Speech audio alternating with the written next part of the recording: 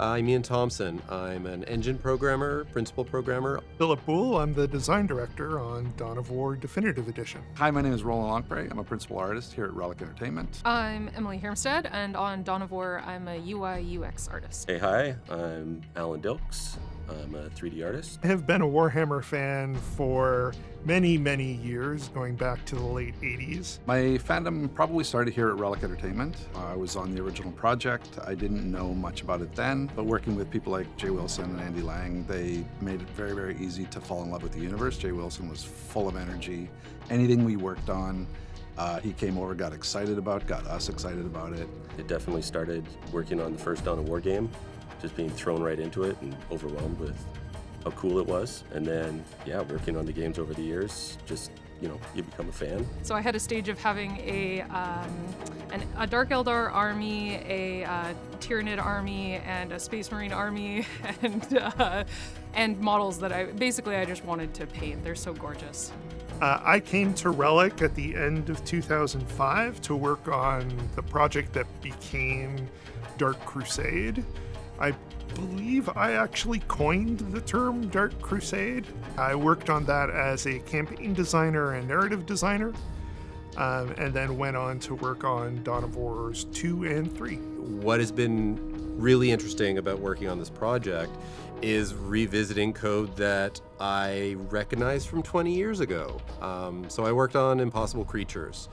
What we built as part of the Impossible Creatures project then kind of turned into the basis of what Dawn of War was built on top of. My role was the environment artist, so I built the maps, the textures, built all the models. I worked with the designers on layouts and things like that for the maps. As a junior artist on the original Dawn of War, I mostly worked on the Space Marine tech tree buildings and some of the vehicles. Getting to kind of dip back through the history to see what some of these early elements of gameplay that were established in the original game that kind of fed through all the history and the iterations that we did for the successive versions. It really felt like coming home. It was really nice to dive back into the content that brought me to Relic and that I helped build back in the day. It's kind of great. I've been a fan forever. I've actually probably most of my career here at Relic has been in the Warhammer universe. So I've participated in a lot of the projects, but coming back to the original game is pretty great. It's so different. I mean, the industry has come so far,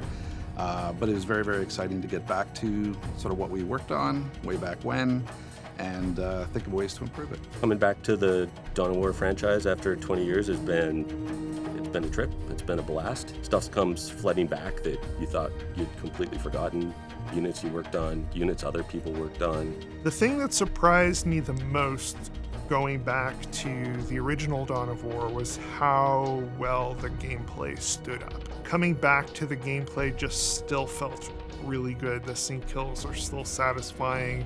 The armies are still as characterful and fun and engaging as ever. The conquering the planets in the campaigns was still satisfying. So that was just a real joy. My role was environment art, so I'm back to that again. I took that chunk on. Alan took on the characters. My role on the Dawn of War Definitive Edition as a 3D artist or principal artist has been working on the playable units, so cleaning up textures, cleaning up geometry. My role is to help update from 2006 and sometimes 2004 a lot of our HUDs, icons, front end, and general 2D art that you see in the game.